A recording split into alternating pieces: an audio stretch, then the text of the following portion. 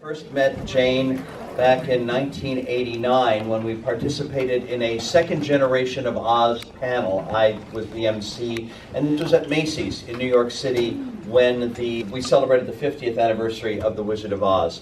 And Jane was there with her daughter. Jack Haley Jr. was there. Lorna Luft, Judy's daughter, was there. And Ham Meserve, Margaret Hamilton's son, was there. And I was able to MC, although they really didn't need me. They're all talkers. But Jane Lahr is an author, an editor, an anthologist. She helped co-found Stuart Tagore & Chang Books. She worked for Abrams. She's worked for Abbeville Press.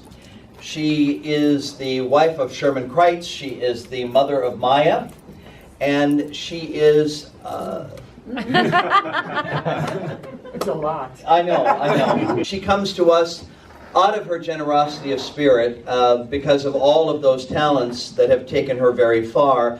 But tonight they brought her this far because her dad just happens to be one of the most extraordinarily gifted actors and entertainers of recorded time. And we're just lucky that he came along during recorded time so that we still have the pleasure of his company too. Please welcome to talk with you and about her dad, Bert Lahr, Jane Lahr.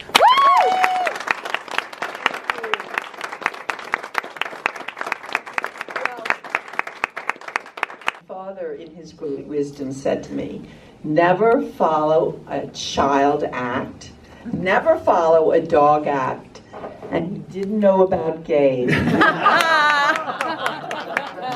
So, we'll see. Your dad is one of the great legendary entertainers because he did just about everything it was possible to do in the 20th century, all across. Well, we'll talk about all the stuff he did as we go across. But he was born in New York, in Yorkville, which was Germantown, of German parents. And it's in the 80s on the east side of New York City. He was born in 1895 in August. He was a Leo. For all of you astrologers out there, he was born on August 13th, 1895. And can you find him in this picture? Yes. Upper left. Yeah. Oh, yeah. There he is. He didn't really like school and also got into trouble. I don't know if you know this. He really got into trouble. And he did a routine in school, and the teacher said, listen, you better go into the theater or you'll end up in jail. And that was the truth. And that really, okay, I better listen to this. But anyway, there he is. And this is, it's dialect theater. It was German-Dutch schoolroom theater that was done on the streets of New York. And this group probably segued into vaudeville. That was the first goal. And there they are, and they're so cute. Anyway, so... And vaudeville, I know we've got people here who don't go back as far as vaudeville, but vaudeville was kind of like the Ed Sullivan Show, or what would pass for the... Probably don't have people here who go back as far as the Ed Sullivan Show either. It was a theater of revues. And there was a circuit of those theaters all over. Every town had an opera house or a vaudeville theater, and you could work year after year after year doing your act. Because you wanted to work all around the country. You would travel all around the country, and you would work as many as 5 shows a day. Wow. And when my father died, he only died at 72, but really he looked like he was much older, because his childhood had been going on the road, working 5 shows a day, and then going to another town. And the point was to get into the Ziegfeld Follies, or the George White Review. So big time, that was considered big time, and it was big time with big bucks. His partner, he eventually went from a group act to working with a woman named Mercedes. Exactly. And Mercedes was his partner, and she was Spanish. Mercedes, who sadly developed schizophrenia. He supported Mercedes and Mercedes' sister and my much older stepbrother his entire life. Mercedes died a few years before Dad died. And as you say, all of this was hopefully leading to Broadway. He was being given his break by the late 20s and into the 30s. Once he got in the George White scandals, He worked with the Oz people long before MGM. Harold Arlen and Yip Harburg wrote some of his stage material for these revues, and they worked together in a number of shows, and they knew Dad. They knew his idiosyncrasies. They knew he was a worrier. They knew he was, they could be shy. They knew that he had a certain humanity in his performance. And so they'd written for him for many years, and they got out to Hollywood and were hired to do the music for $25,000 to do the score with no royalties. So they wrote the score, and they would go into Louis B. Mayer and say, why don't you choose Lahr? And then they'd imitate Lahr, and of course, they chose him. And that was a great trial and error. There was talk that they would use Leo the lion that opened every MGM movie, the real lion, as the lion in The Wizard of Oz with a dubbed-in voice. And finally, with Arlen and Harburg coming on board and saying, you don't really need to dub a lion, we got a lion for you. Right. And in fact, it was one of the, because Dad was a stage performer and his work was very large physical work, he was almost too big for film. So he was cast, it wasn't the best medium for him in a way. He had trained himself not to oversize everything, no big face, no mugging. I mean, he had trained himself for that. But this was the first script that he got that he thought, okay, this I respect.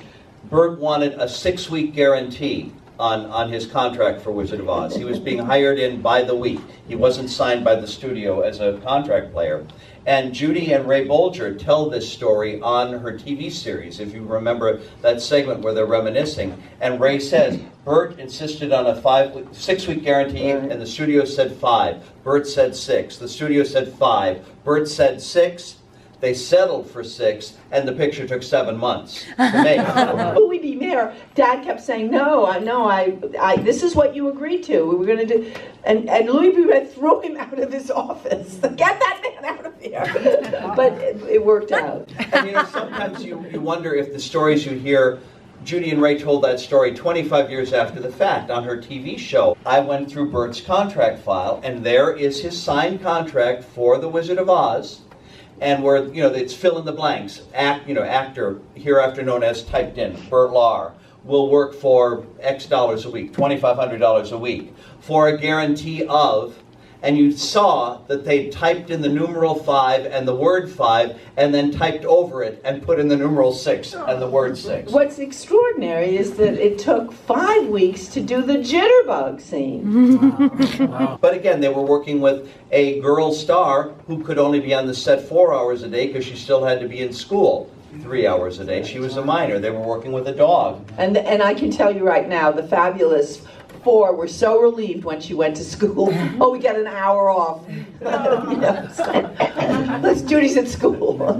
There's another famous story about, again, your dad being such a consummate actor, and in his first scene in the film as the lion in the forest, and he goes after Ray, and then he finally goes after Toto, and Judy slaps him, and he starts to cry. And Judy could not control herself. You've heard this story, I'm sure. She cracked up. And she'd calm herself down, they'd start again, he would start to cry, she would look at him and crack up.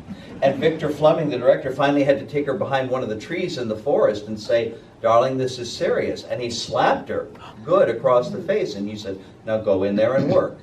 And they got the scene, but she still cracks up. And she picks up Toto to hide the smile. Yeah, she's in profile. It's in the movie. Her lips so tremble. Go see Her lips are She's trembling. in the movie looking at Bert Lahr profile, and he starts to cry, and this corner of her mouth starts to go, and she kind of lifts Toto and buries her face in the fur, so just to kind of protect herself from getting beaten on anymore by Victor Fleming, I think.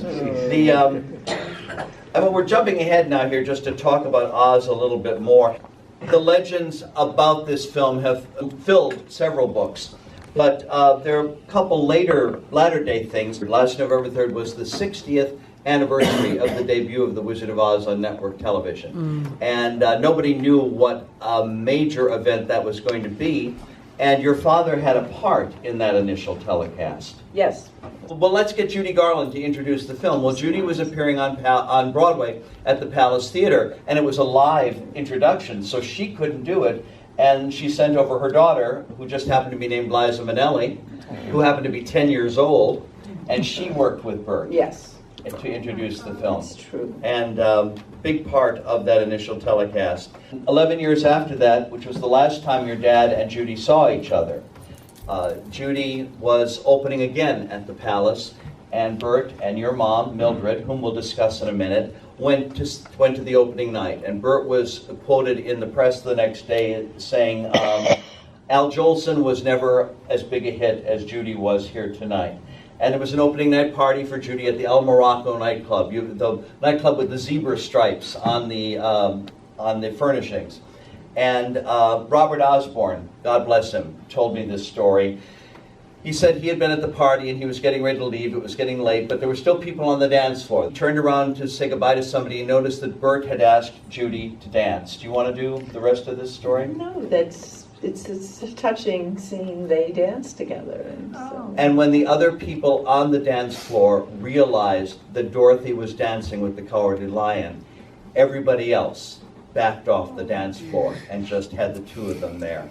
And Robert Osborne said that was his last view of both your dad and Judy Garland, and he couldn't have imagined anything nicer. It's such a sweet story. And the truth of it is, although there are rumors that contradict this, but all of the vaudevillians, Bolger, Jack Haley, Dad, really adored Judy making the movie and protected her, actually. They looked after her. So whatever Judy said later on, that they were pushing her off the yellow brick road, it's not the truth. Morgan, many of you know this story, said to Dad, you know, Bert, you're going to get all the reviews, but this movie is not going to help you in Hollywood. And Dad said, why? He said, because you're playing an animal. And indeed, after the movie came out, his option was dropped from MGM. And of course, Dad was taking care of Mercedes' sister, Herbert. He had he had Mildred, Jane, John, families to support.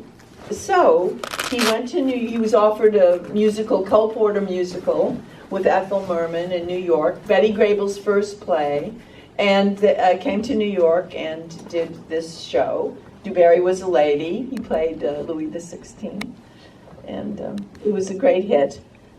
But I must say that Merman and Lahr did not get along too well. But they were great together. So. And I think they respected each other. They respected each other's talents, but they were two forces of nature on the stage.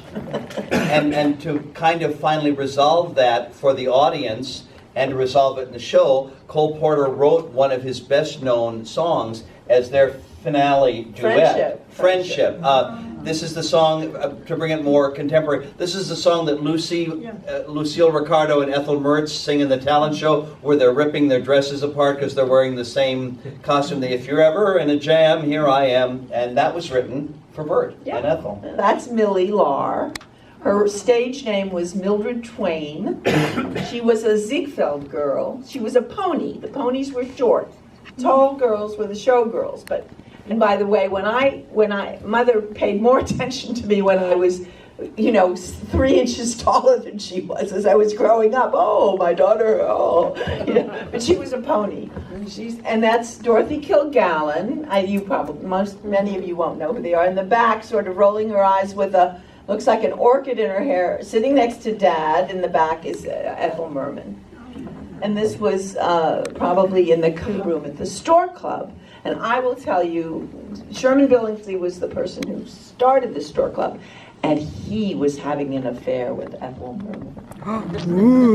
And he was married. And he was married. And she was married. And she was married. And that club room was a separate place where the celebrities went, so that he could hang out with Ethel Merman. Sherman, anyway. So, my parents got married. There they are. This was the wedding day, and Mom is wearing an orchid. This was in February 11th, 1940, so the movie's come out. Things are looking good. They're back. Well, at this point, the house in California hadn't been sold, and that's my cutie pie parents. This is the wonderful. There was during the war.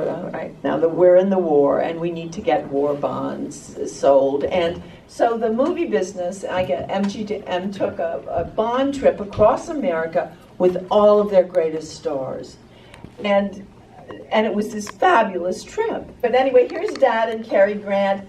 I think that's Nancy Walker. Yeah, all the stars were there. Groucho Marx, Maurice Chevalier, and in fact, on the trip, Mom was pregnant with me. Jane Russell came on board, and Dad spoke to, wrote Mom a letter and said, there's this very beautiful actress, and her name is Jane. Maybe we should name our daughter Jane if it's a daughter. So I was named after Jane Russell. Oh my God. They ended up at the White House with Eleanor Roosevelt and Franklin, and Groucho Marx behaved as he would, of course, inappropriately. But they just had a great time. But anyway, this was some setup shot for some magazine, because my father did not cook. That I can promise you. And that's my brother John, and that's how we were dressed. I was tortured by crinoline. But anyway, it's a cute shot of us. Johnny. Yep. There we are in New York. Again, you'll see this store club. That was, my father hung out at the Lambs Club, which was a club for vaudevillians and comics and performers, and the store club. We went every Easter for 10 years to the store club. And they would give us live rabbits and chickens, and we would bring them home, and I would put them in the bathtub. That's where they slept, and then in the morning they disappeared. I don't know where they went. I don't know. It was not a nice story. And Jane and John dancing, the store club. Johnny Lahr wrote a book about Dad, Notes on a Cowardly Lion, which you should all read if you're at all interested. It's a wonderful book. And in fact, touchingly, he finished it just when my father was dying, and showed it to Dad. And Dad died quite brilliantly. He was making The Night They Raided Minsky's. He got sick on the set. He went into the hospital, and 2 days later, he was gone. And interestingly enough, his doctor, Dr. Gurevich, dreamed that he had bone cancer, and said, look at his bones, because we didn't know what was wrong, and he had bone cancer. Dreaming is important over the rainbow, people. So I think you're preaching to the converted. I think so too. Oh my God. So this is I'm the one with the mouth open and the glasses looking. And Johnny, the critic, is the one here. Actually, he's also terrified. He's just looking that way. I am absolutely terrified. This is my first time seeing The Wizard of Oz. And it was, for me, I went home and had nightmares. And it was, in fact, the flying monkeys that absolutely terrified me. So you can see, I mean, everyone else has their mouth closed. I'm completely horrified. This was the 1949 theatrical reissue. MGM sent it around again in 1955. And then, as I said earlier, in 1956, it started its television career. Now, you would have been in your teens by the late 1950s. And into the 60s, when it became such a big annual event. Your dad died in 1967, so he was around for a good 8 or 9 telecasts of The Wizard of Oz. Yes, he did not watch it until late in the day. He would not watch his own work because he was so critical. He was a craftsman. So he ended up thinking, Ray was a bit of a ham, and, he would be critical, so self-critical. But he did end up watching it, and he did like it. So that was kind of great. He was certainly never going to be forgotten. Well, here's an interesting story, and really you and everyone here have to do with this, just about not being forgotten. I became friendly with Jack Benny's daughter, Joan, and some of you may not know who Jack Benny was. Great comic, had a great television show. And she was having lunch with Gary Cooper's daughter and Ingrid Bergman's daughter, and Joan said, they're going to forget all of our fathers, but Jane's father, they'll always remember. And it's true. Mm-hmm. And that's amazing. I mean, so anyway, I'm not bragging. It's just, this is it's something to be thrilling. It's incredible. Yeah. Jane, in this picture, I mean, when you seemed very young and your brother seemed young, did you know, I mean, clearly you knew your father was the Lion, but was it the first film that you saw him in? Yes, absolutely. Wow. He did a Feydeau farce called Hotel Paradiso. Angela Lansbury had her very first role in America on Broadway. She opposite Dad in this play. And so he was on the cover of Life looking awfully cute. And Angela Lansbury, whom we all know, from Mame, from Murder, She Wrote, from so many things. Angela, as her own stage career took off about 10 years later with Yes. Anyone Can Whistle, Mame, Dear World, and then Sweeney Todd, has always referenced how much she learned from watching your dad, from watching him work on his own part, from working with him, that kind of give and take and making the most. And of course, Dad respected her tremendously. I mean, there were women he worked with he really liked, and Angela was one, and B. Lilly was another one. He adored B. Lilly. I want to talk a little bit more about the depths that his theater career suddenly took on. Now he's doing Aristophanes, he's doing Shakespeare, he's doing Beckett, and I think it's important to...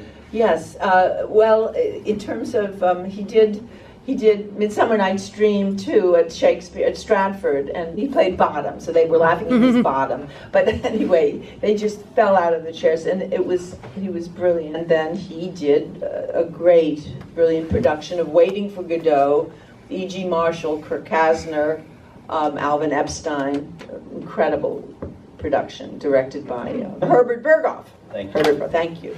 And the thing is, too, Waiting for Godot was a very controversial play. It was a very confusing play. To read it, to see it, it's all still being analyzed. But Bert did it, and with Bert Lahr's name on it, they brought it to Broadway, where it was hugely acclaimed. He'd leave his shoes on the edge of the stage in Waiting for Godot, I believe, at one point. And some nights when his dresser would go out after the audience had gone home to take the shoes backstage, where they'd been left for the end of the play, there were little notes from the audience to your dad, and how extraordinarily moved they've been, that they were... Yes, again, this was also something, there were standing ovations every night, and it was sort of before it was common that you gave you a standing ovation. So he really was moved by that experience. In Ypsilanti, when he did Twelfth Night and he did The Birds, some kids came to ask him about the theater after the performance. And my father was a man of very few words. Really, very few words. But a kid said, what is it that you think that what do you do that makes it work as a performer? And he said this, he said, you have to love the audience. And he did love the audience. I mean, it wasn't about, look at me, it was about loving the audience, loving the human beings out there. That's what it was about. And I thought, oh my God, that's it. I'd been watching him, but that was it. And so in his performances, people in the audience felt they'd really received something, and they had. His last big musical on Broadway was called Foxy, and that had a kind of a crazy history out of town first and then into New York. My father did not fly. He would not get on a plane. So it was... they decided to open it in Dawson City. Foxy was a play, Volpone, an Italian play that they translated to Dawson City, the Gold Rush. And so in getting there, he took a train, he took a boat, he took mules into Dawson City. And then they were in Dawson City, and they worked on the show. And of course, the audience were some Native American Indians or Indians, some drunk prospectors, and that was about it. It was, they were, what are they doing? They were crazy. Way up in Alaska is Dawson Yes, City. Dawson City, Alaska. So anyway, it came into New York. I think he won the Tony. Yes, I think he did. won the Tony. I bet he did. And Mother had gone to England, and I went to the Tony Awards that night with him. And so that was fun. My father is not in that box. If Louis B. Mayer could have found a way to make money on it, that would be your father. But that is what was sold for $3 million to someone. But, $3.2 million at Bonham's 2 years ago, the Cowardly Lion costume. So someone dragged me there to see it, and I'm glad I did. When your dad died on December 4th, 1967, I mentioned the night at the Palace when he and Judy went to the party afterwards, her opening night, and they danced together. That was at the end of July. So this is just 4 or 5 months later. And Judy had been in the middle of a huge concert tour. And on the evening of December 4th, she was in her dressing room getting ready to go on.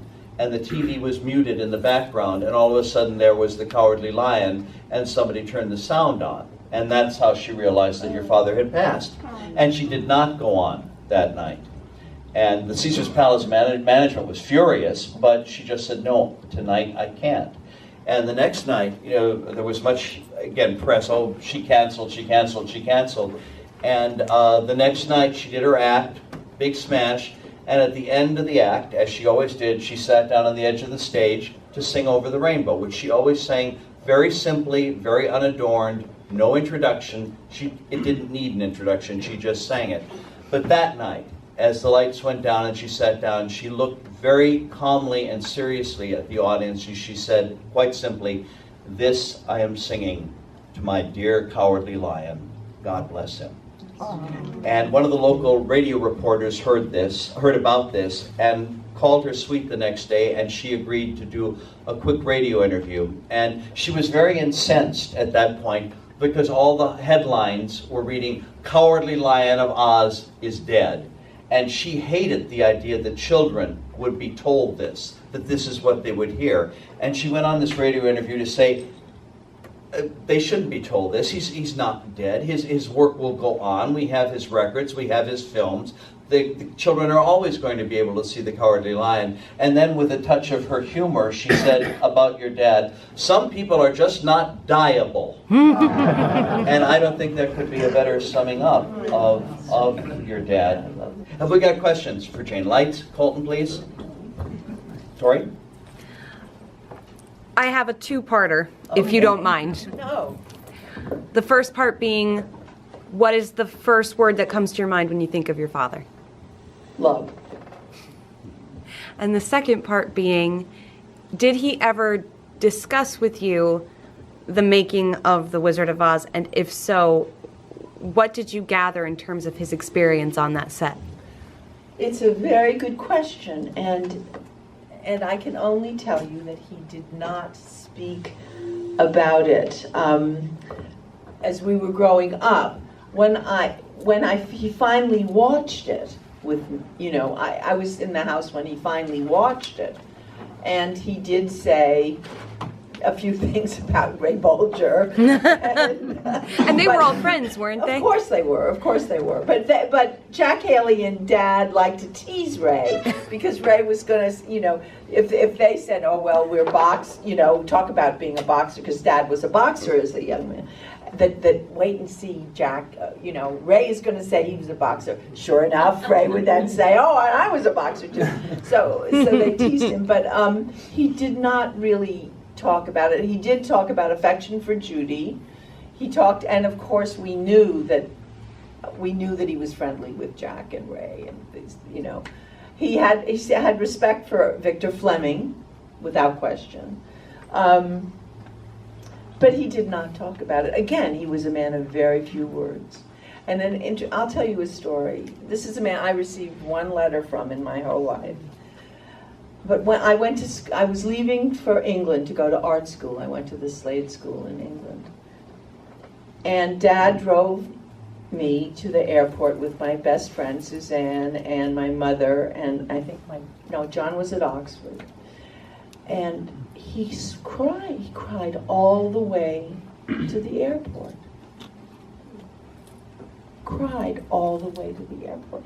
And like we were, it was like mind-boggling, And so, again, this is how he expressed his love. But it was very hard for him to articulate. It was so, and I'll never forget it. It was more meaningful to me than if he told me, I love you, I love you, I love you all the time. I got it, sweet. I'm a teenager, and I'm coming into my own, right? I love to dance, and boyfriends were calling up, and I was being sort of flirty, and so I'm on the phone, and he comes into the room. And he says to me, in my neighborhood when I was growing up, if a girl acted like that, they'd be in the East River with their feet in cement.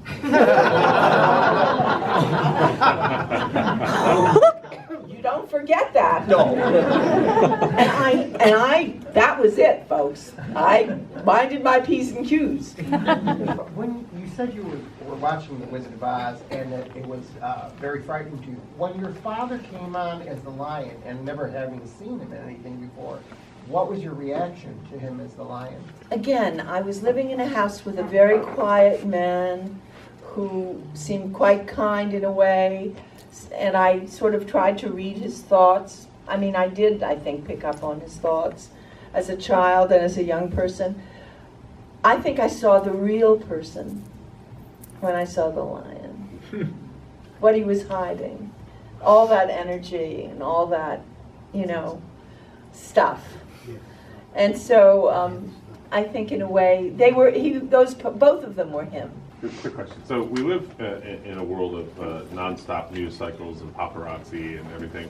What were Lahr family vacations or family outings like? Did people approach your father? I mean, he was very recognizable, I imagine, especially after The Wizard of Oz. Outside the theater group, the nation knew him.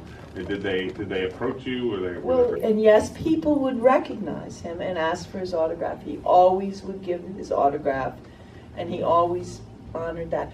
We were leaving the Tony Awards that night. Mom was in England, and there was a bum on the street. He saw my father, and he came over to him. This is going to make me cry. And he tries to give him $1. The bum tries to give your father Yes. $1. I mean, it was like, and Dad, I mean, it was just, obviously this Dad had given him joy. So, Anyway, so of course Dad didn't take the $1. I mean, Dad was just, in a way mortified, or just, the way I felt, just, I probably gave him some money. To wrap this up, I'm going to ask you to tell them something you just told me informally today, that your reaction to this weekend, to riding in the parade, to meeting the people, to seeing the people, because we're very fortunate to have Jane here. I'm not trying to flatter her when I say this. I honor her. She doesn't need to do this. She doesn't have to do this. She has to want to do this. And when she wants to do it enough, she doesn't fly either. That's and true. So I take trains. I don't take mules. Is the Grand Marshal, so I was on the float with these wonderful, beautiful children, and I thought to myself, this must be what the Pope feels like.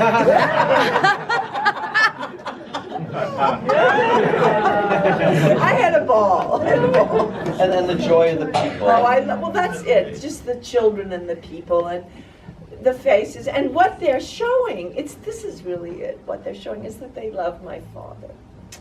And that's what's so touching. Ladies and gentlemen, Jane Lahr.